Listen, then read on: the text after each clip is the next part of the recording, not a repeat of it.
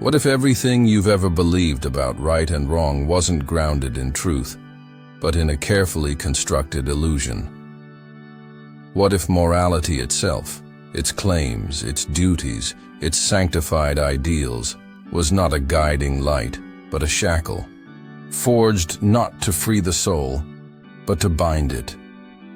Imagine for a moment that the very notion of moral obligation is not a universal truth, but a sophisticated structure of control, an invisible system that turns the self against itself, using guilt, duty, and virtue as weapons.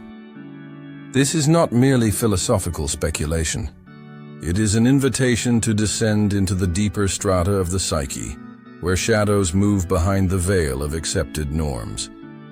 It is here that we encounter the thought of Johann Caspar Schmidt, better known as Max Stirner, a thinker whose ideas burn with such intensity that even Friedrich Nietzsche, no stranger to radical insight, was once accused of borrowing his fire while refusing to speak his name. In his 1844 work, The Ego and Its Own, Stirner does not propose a new system of ethics. He does something far more dangerous. He dismantles the idea of ethical systems altogether.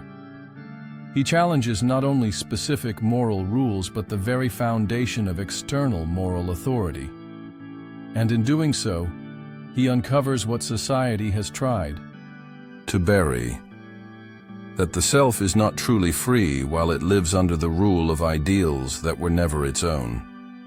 Stirner's challenge is not to theology or government alone, but to the very architecture of human consciousness that accepts, even demands, the internalization of external norms. His critique is not abstract, it is deeply personal. It forces us to ask, who am I beneath the roles, beneath the duties, beneath the voice in my head that says, I should? To read Stirner is to confront a reality that feels less like a philosophy and more like an exorcism. To understand the radical clarity of Stirner's vision, we must examine the historical atmosphere from which it arose. The 19th century in Europe was a crucible of thought. Traditional religious certainties were eroding, and philosophers scrambled to replace divine commandments with secular virtues, reason, progress, humanity. Yet Stirner saw that this was not liberation, it was transference. The throne once held by God was now occupied by man, justice, freedom. Abstract ideals no less tyrannical than the deities they replaced. His contemporaries, such as Ludwig Feuerbach, believed that by criticizing religion they were freeing humanity. But Stirner went further, unveiling a deeper illusion, that all such ideals are phantoms, spooks, as he called them, ghosts of human thought that have been mistaken for divine realities. These spooks masquerade as sacred truths, but they are nothing more than ideas we have projected outward and then forgotten as our own creations. In doing so, we alienate ourselves from ourselves. We become strangers to our own will. God is dead, Nietzsche would later declare. But Stirner had already asked the more unsettling question: what happens when we kill God, only to enthrone another ghost in his place? The humanist who replaces God with humanity, the moralist who bows not to divine law, but to reason or justice. These are not liberators. They are the new priests. The altar has changed, but the ritual of subjugation remains. Stirner's insight is this: that we are not oppressed merely by governments or churches or laws. We are oppressed by our own minds, by the fixed ideas we serve, the moral imperatives we obey, and the identities we mistake for our essence. Morality itself, he argues, is the most effective mechanism of this oppression. It divides the self into parts: the judge and the judged, the virtuous and the sinful, the will and the command. And in this division, true autonomy is lost. To become truly free, one must first see morality for what it is, a historical invention, a psychological program. Stirner invites us to rise above morality, not to become immoral, but to become sovereign. For him, the moral person is not a higher being, but a possessed one, haunted by ideas he believes are greater than himself. The so-called pious man is not a saint, but a servant, a man who bends to a cause, a duty, a moral law that he believes stands above him. In truth, nothing stands above the self except that which we have allowed to. This alienation is not benign. It is the very mechanism by which modern society maintains control. No longer needing physical chains or armed guards, the state, the church, and even culture at large have discovered a far more effective strategy: moral internalization. When individuals begin to judge themselves by standards they did not choose, they become their own wardens. The external authority retreats behind the veil, while the internalized voice of what is right patrols the soul day and night. Stirner exposes this illusion with merciless clarity. Morality is not a universal truth. It is a tool of conformity. It teaches individuals to sacrifice their desires, their interests, their power on the altar of abstractions. Whether those abstractions are called God, the nation, equality, or the common good makes no difference. The structure remains. Surrender yourself to an ideal. Do not ask who created the ideal or who benefits from it. Simply obey. And in obedience, call yourself virtuous. This is why Stirner is dangerous, not because he preaches chaos or selfishness, but because he reveals how deeply our so-called virtues are entangled with power. Every dominant class throughout history has cloaked its control in morality. The church claimed the moral authority to save your soul. The state claims the moral duty to protect your freedom. Corporations speak of social responsibility, even as they maximize profit. And every revolution, no matter how fiery, ends by establishing new commandments, new dogmas, new idols to kneel before. Stirner saw this pattern for what it is. The revolution, he wrote, aimed at new arrangements. Insurrection aims at no longer letting ourselves be arranged. Revolution seeks to topple the king and enthrone a new one. Insurrection, the deeper, inner rebellion, refuses to serve any king at all. It is not the reshuffling of systems. It is the awakening of the self to its own authority. But what, then, does Stirner offer in place of morality? Not chaos, not nihilism, but ownness, a term that eludes direct translation, yet points toward a profound truth. Ownness is the reclamation of the self from all external claims. It is the realization that no idea, no duty, no value stands above your lived experience unless you allow it to.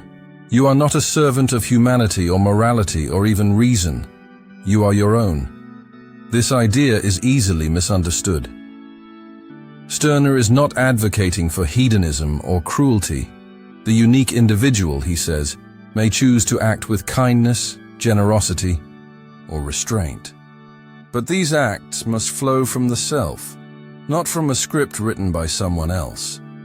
What matters is not whether an action is called moral, but whether it is owned. You are free not when you conform to an ideal, but when you act from your own center, when your will is undivided, when no ghost stands between your desire and your decision.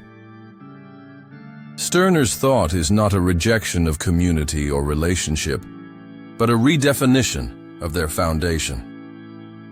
True relationship begins when individuals no longer seek to control or be controlled.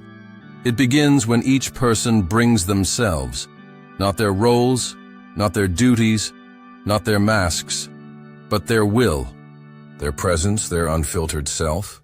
This is the opposite of moralism. It is authenticity. And in that authenticity, a different kind of order might emerge, one not imposed from above, but arising from within. In Jungian terms, we might say that Stirner calls for the individuation of morality, the integration of values into the self, rather than their projection onto divine or social ideals. He urges us to confront the shadow of morality, the part of ourselves we repress in order to appear good. Only by embracing that shadow, by confronting the spooks we serve, can we become whole. Max Stirner remains a marginal figure in academic philosophy, and perhaps this is no accident. His ideas are not safe. They do not fit neatly into systems. They do not comfort. They unsettle. Yet perhaps, in an age saturated with moral signaling, ideological warfare, and internalized guilt, Stirner's call rings clearer than ever. Free yourself, not in theory, but in being. Step out from under the weight of abstraction. Become your own. The most radical freedom is not the right to vote, or to speak, or even to disobey. It is the freedom to reclaim yourself from all that was placed upon you. It is to no longer live according to inherited ideals, but to live from the core of your own becoming. That is the beginning of sovereignty, not over others, but over the only territory that is truly yours, yourself. Stirner's idea takes clearer shape through a potent example. I love men too, not merely individuals, but everyone. But I love them with the consciousness of egoism. In other words, love, for Stirner, is not a moral command, but an inner expression of joy. He loves because love nourishes his soul. He loves because it feels natural, because it delights him, not because some external rule demands it. While this behavior may resemble moral altruism on the surface, its roots lie elsewhere, in the soil of personal affirmation rather than dutiful submission. This distinction dissolves the traditional dichotomy between selfishness and altruism. In Stirner's vision, the fundamental question isn't whether an action serves others, but whether it serves the self. And in some cases, the well-being of others may align with the individual's interests, but not due to a sense of duty, rather through organic resonance. His approach represents a radical shift. What can dominate me I will bear, if I choose to. If I do not choose it, I will not endure it at all. This declaration isn't cold defiance. It's the voice of psychological sovereignty. Stirner saw social relationships not as systems of rights and moral obligations, but as terrains of power and mutual interest. The unique one doesn't invoke justice based on external norms. Instead, he acts, negotiates, resists, or cooperates based on his actual strength and intent. This position is threatening to systems of control because it sidesteps the entire moral framework upon which obedience is constructed. And yet, Stirner wasn't advocating chaos or violence. He envisioned an alternative form of social bond, a union of egoists, where individuals relate not through obligation, but through voluntary connection rooted in mutual benefit. Unlike society, which demands the subordination of the individual to collective ideals, this union allows each person to retain their sovereignty. The ego doesn't vanish into the crowd. It stands among others, unmasked and unashamed. The state is a condition, a status, a state of affairs, Stirner wrote. If the state is the order of things, I am the disorder. His vision confronts both traditional authority and utopian collectivism. It doesn't claim to deliver harmony. It acknowledges the persistent interplay of interests, the practical friction between wills. This framework offers no moral legitimacy, only functional clarity. It doesn't claim to uplift society. It seeks to serve the individuals who choose to participate. It is not built for the masses, but for the awake. I have no objection to freedom, Stirner wrote, but I wish more than freedom for you. You should not merely be rid of what you do not want. You should not only be a freeman, you should be an owner. Here, the line between negative freedom, freedom from constraint, and positive ownership, the power to shape one's life, is drawn with sharp precision. Critics have often dismissed Stirner's union of egoists as unworkable or naive. Yet, even in our daily lives, countless relationships already function outside the realm of moral obligation. Friendships, creative collaborations, and business partnerships often thrive, not because of duty, but because they fulfill shared interests. These bonds are sustained by mutual satisfaction, not by appeals to the greater good or natural law. Stirner's suggestion is radical only in its scope, extending this voluntary basis to all associations. But his vision goes deeper. It speaks to the emotional and psychological toll exacted by moral thinking. Stirner recognized how morality implants a silent judge within, the internalized authority that punishes deviation, that breeds guilt for straying from its idealized image. This inner policeman becomes a tyrant of the soul. Under its surveillance, we are rarely free. We constantly measure ourselves against impossible ideals, experiencing inevitable failure as guilt and shame. Resentment, too, finds its roots in this inner moralism.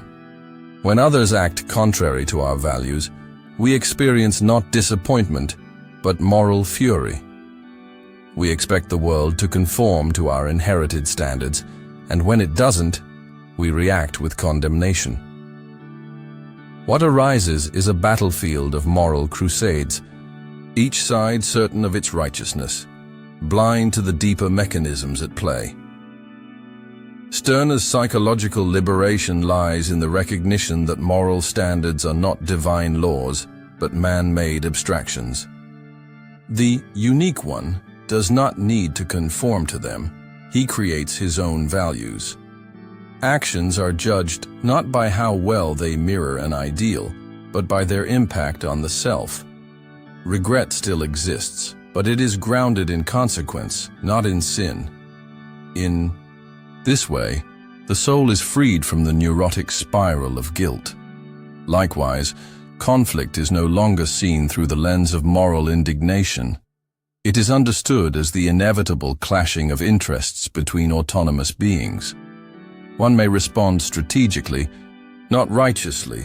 This shift is not a denial of conflict, it is a redefinition of it.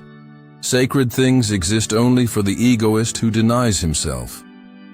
For the one who always acts in his own interest, but has not yet realized that he is the highest being. This insight reveals that true self-recognition dissolves the need for moral posturing and opens the way for genuine clarity. Stirner's rebellion against morality is not a moment frozen in history. It is a living challenge to our assumptions. His critique peels back the illusion of metaphysical necessity that morality wraps around itself. In an age of progressive ethics and secular humanism, his question remains: are we truly free? Or do we merely obey different gods in disguise? To whoever knows how to take, to him belongs the property, Stirner wrote. Not only of land or goods, but of the soul, the mind, the self. The unique one does not beg permission to live. He lives. He does not argue moral legitimacy. He acts with clarity of purpose. This bypasses the endless loops of ethical debate. It is an unsettling position because it destabilizes how we organize meaning. It is easier to argue which morality is true than to ask whether morality itself is an illusion. It is more comfortable to resist external oppressors than to expose the authority we've allowed into our own minds.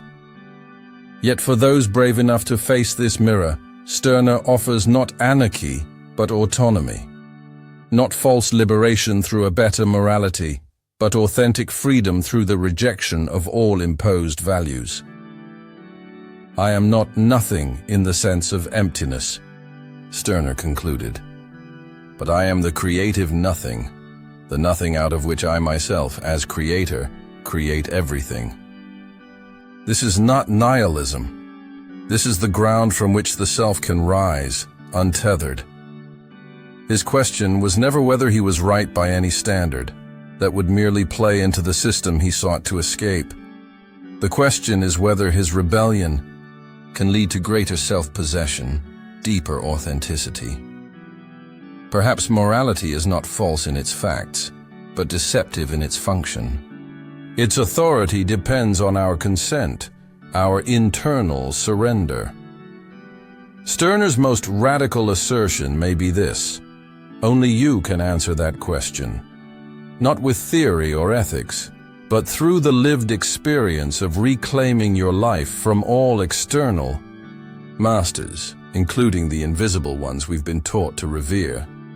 The choice to live as a unique one remains open, waiting for the one who dares to create their own values and walk the path of true individuation.